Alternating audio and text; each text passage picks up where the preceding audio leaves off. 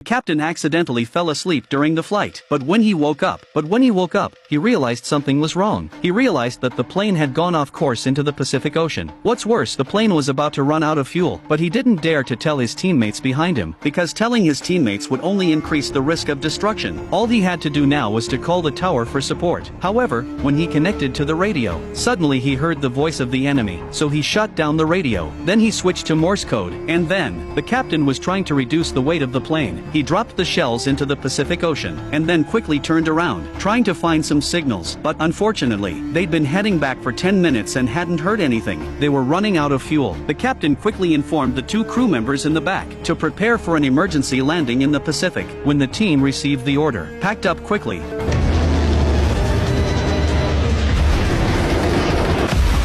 Although the plane finally landed safely on the sea, but due to the violent impact, the cabin has been damaged. It won't be long. The plane will sink to the bottom. At this critical moment, the captain rushed to open the kayak. Then he called his teammates to come and help. Soon the plane is sinking to the bottom of the sea. Luckily, in the nick of time, his teammates took off their seatbelts. That's how he survived. After returning to the surface, the 3 of them quickly turned the kayak over. But the kayak was too small. The 3 of them could only squeeze together vertically. They could not have imagined what challenges they would face next. Because of the cold sea breeze at night, the 3 men, soaked to the skin, were all shivering. They could only hold their arms against the cold. They finally made it to dawn. Luckily, they didn't catch a cold. They even woke up.